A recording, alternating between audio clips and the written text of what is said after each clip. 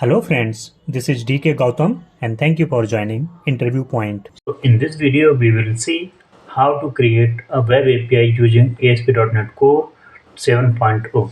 Okay, so let's open Visual Studio 2022. Before that I need to create a database. In that I need to create one table. Okay, open SQL Server Management Studio. So I have this 2019. So click on the connect. Open this in the full screen.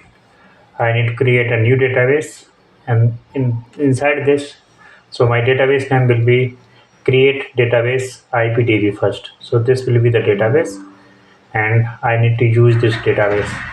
Okay, so in this database I need to create a table. So create table student. Okay, so in this I need to create ID column, ID int, primary key, identity 1,1. So it will create a primary key and auto increment, and it will start from 1. Okay, so first name varchar suppose 20, and then last name here also varchar 20, email suppose varchar for this 50, mobile it is for 10, and also we can take a course. Okay, so for this also varchar 20. So I think these columns are enough for now. So varchar there is a typo char varchar 50. Okay, now select this and execute this query. So in this database, inside this student table there is nothing. So let's see, there is nothing. So we can see here our database is created, and there will be one table called student. Okay, so this is the student table. So let me insert some dummy data here. So here I have a script ready to insert 2 records into the student table. So just paste it, and I need to execute these both the queries. So it is saying the first name. So actually there is a typo. So let me delete this table. So first name, FIRST, first name. Okay, so if I will select it, can execute it. Now there is nothing, 2 records into this table. Now we can see 2 records are there in this table. So guys, in the second step I need to create a ASP.NET Core Web API project. So open Visual Studio 2022. So I'm using latest Visual Studio that I have in my machine. So I'm using community version. I need to create a new project here. Okay, and here ASP.NET Core Web API, and also select this template. Okay, and this template ASP.NET Core Web API. Make sure you are selecting this C#. So I'm using C#, and I will be using a latest version. So let me give the project name. So I will say student core API. Okay, so the student core API will be the project name, and the location is interview point in the E drive. So now click on the next button, and if you want to configure the HTTPS, you can check this. If you don't want, then uncheck this. Okay, so I'm using this latest version, .NET 7.0. That is the latest one. You can see here. Okay, and so now click on the create button. So you can see our project has been created. So just close this. If you get this pop-up, it is not required for us. So what I need to do here, guys, you can see here there is no startup.cs file. Okay, so whatever we are we are handling the dependency injection in startup.cs file previously.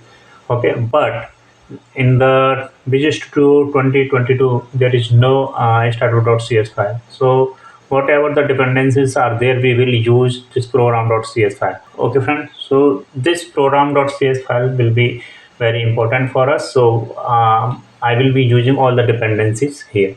Okay, so do not worry, I will explain each and everything. So first I need to, we are using ASP.NET Core Web API, and we have already created a database and tables. So I need to use that ASP.NET Core, or we can say I will be working on that DB first approach, because we already have a database. Okay friends, so what I need to do is I need to install some packages. So I will go here, student core API, and manage nuget packages, and here I need to browse some packages, and entry framework core dot design. We have here, we can see this is the first one. So first install this, and we can see the latest stable version is 7.0, except 7.0.5. Okay, so it will take few seconds based on your internet speed. So next would be the SQL server. So this is installed. So let's search here and framework core SQL server. So this one, install this. Okay, and then I accept. And next one will be the tools, as entry framework core dot tools. You can see this one. Install this. Okay, then I accept. So guys, you need to install three packages here. So entry framework core, tools, entry framework core.design, and entry framework core.sql server. Friends, now it's time to add some connection string. So in this file I need to add a connection string. So just so I have already ready with me connection string. So what I have written here the connection string, and student f con string. You can give any name. So I have given the name as a student, or we can say student connection string. Okay, student connection string, and data sets will be this is the my machine name. If you have opened this, you will get here database engine. You will get here, this is okay as Gautam SQL Express. Okay, and here database name is IPTV first. As you can see here, student IPTV first, and user ID is S, and password is this. Whatever the details you have, you need to provide the detail. That will be a correct one. Otherwise, you will not be able to connect to the database. Okay, so make sure there is no typo mistake, and you have to cross verify the details. Okay, while you are typing this. The next step, I need to add a DBContext class. So for adding a DBContext class, what I will do first, I will create a new folder called models. Okay, inside this folder I need to create a DBContext. Okay, so what I can do here, I need to go to here and the tools, and I will use this nuget package manager and package manager console. So here I need to provide these details. Now paste it. Guys, make sure that you have a correct spelling. There will be no typo, otherwise you will get error. Okay, cross verify these things, and now click on enter. Okay, so it will take some time. We have also mentioned the output directory will be the model folder. So here we have created a models folder. So our DBContext class will be created inside this models folder. Okay, so do not worry. Now you can see, guys, IPDB first context. So this is the DB student class has been generated for us. So you can see all the properties here. Okay, these all the properties has been generated by this command, whatever the command we have used. Okay, guys, so suppose if I build this and I should not get any error, try to build or rebuild. So we are able to successfully build our application. Okay, guys, if you have any doubt in this video, you can ask me through comment. I will try to respond to you as soon as possible. In the next step, what I will do now, there is no controller. So actually there is by default one controller. Let me try to run this application.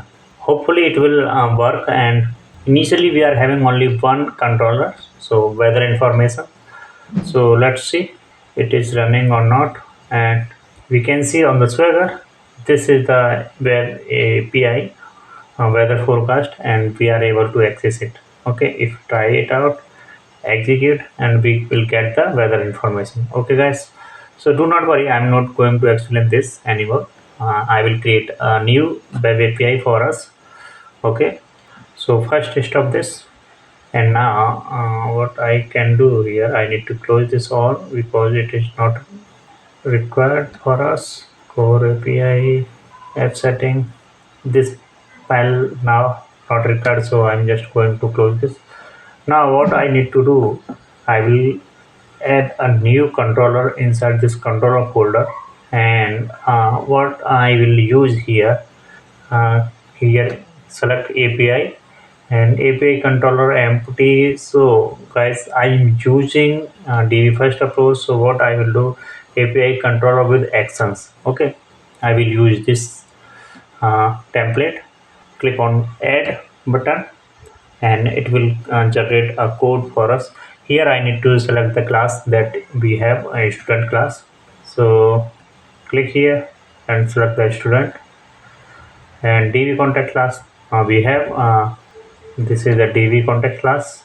Okay, and controller name will be students controller. Okay, and then click on add button. So here you can see it is updating dependencies. Okay, and now it is generating the code. Now guys, what we can see here, our action method and controller, all the code has been generated for us. Here we will get the student detail. Okay, here we will also get the student by ID. Suppose particular student we can get. Here we can update for the student. Okay, and there will be a delete. Here post, we can save a new student, and this is a delete. Okay, so our API has been created. Now actually what I need to do here, I need to inject the dependencies here because I haven't added. So what I can do here in the program.cs file, so let me add our code here. So I configuration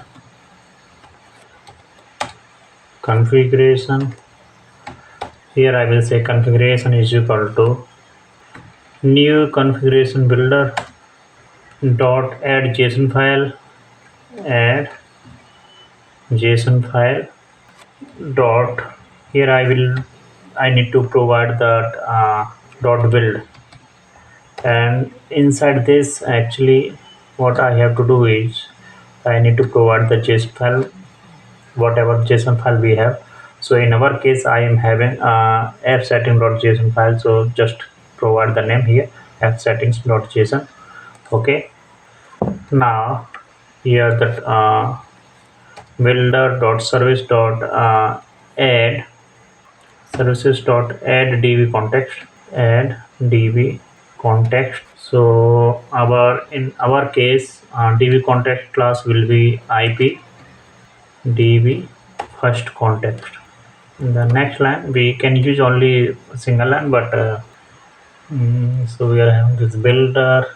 Okay, so here use option such that option dot use SQL server, and configuration dot get connection. So in our case connection string into here we can see this is the student connection string, so just copy and give here. Okay, and semicolon. So now it is done. Now let's try to run this. So let me open our database, and how many details we are having here. Only we have 2 records here. Okay, so guys, we can see here get API, post API. Suppose if I let's try it out and execute. Let's see we are getting data or not. 2 records will be there. Yeah, we are able to access the records. So our API is working fine. If you want to verify, you can say here. So what you need to do is the student controller, just put a breakpoint here so that you can get that our API is working fine. So execute here again, and you can see controller comes here and we are able to access this. Okay, so this data is coming from our web API. Okay, so what I will do here, I will use our Postman. So open the Postman, and I will try to access the same API using Postman. So this is the request URL. Make sure. So copy this URL, open the student. Sorry, open the Postman into the student API. I have created the collections. So here is student API is the collection name, and I want to add the new request inside this. Okay, so add a request here. So here I will provide a name, and the method type will be a get, because I am having a get method. And let's try to send the request, and you can see our controller comes here. Just continue, and you can see we are able to access the API. Okay, now what I will do, I will add a new record. To add a new record, what I will do, let me add a new request. Okay, so what I will do here, get student. Okay, so this is done. And now suppose if I want to get a student by ID, so what I can do here, I can provide the ID after this. Okay, slash and 1. So whatever the student containing one ID will be fetched. You can see. Okay, so we can see student get API with the ID also. Now add a new request here, add a request. So here what I can do, I have a URL this, and post method I want to create here. So save student. Okay, so here I need to go to body, and here raw, and I will use a JSON format. So JSON. So what I have to do is I need to provide a data for to add a new student. Okay, this is the post. If you will click on the Control S, this is post. You can see icon also, like color is also changed. So now click here. I am having a data ready. So what I can add here, first name is DK and last name is Gautam, and email this and this. Okay, suppose this is our data. So I want to add this and send the request. Click on this send button, and it you can see status 201. Okay, so data is added. Now I will try to delete this record. So before deleting, let's see in our database here, execute this, and we can see our data is added here. Okay, we can see here. Now add a new request for deleting the data. Add request. What I will do here, this post, and I can copy here student. Actually I need to pass the ID here to pass a newly created record. So the newly created record containing a ID is 3. So let me delete this, send this, and we can see 204 no content. Okay, so it will this API doesn't return any content, so our this is success. Okay, and if I will try to execute this, we will get only 2 records here. Suppose remove this ID, I want to fetch all the records, so just click on send button. Okay, so see, we will get 2 records here. There is no third record, newly created record is not there. Okay, we can see on the database also, we can see only 2 records. Okay guys, you can see here. Okay, now put API is also remaining, so let's cover that one as well. So add request here, put add the URL, give the name for this also, delete student. Okay, and for this one I need to give the put or update. Okay, so to update a new, what I can do is first get a record. So just take this record. Okay, and what I can do is go here body raw, here JSON format. Actually I need to provide the ID, so this is the ID. Suppose I want to update the email address or anything XYZ. Okay, XYZ, we can provide anything. So in our database we can see lucy@gmail.com. Suppose if I will try to hit this, and it is saying method not allowed. Let me try to execute this. So let me give the ID here as well, and so you can see data has been updated. Okay guys, so thank you guys for watching this video. If you have any doubt, you can please ping me. I will respond to you as soon as possible. In the next video I will show you how to fetch this data using Angular. Okay.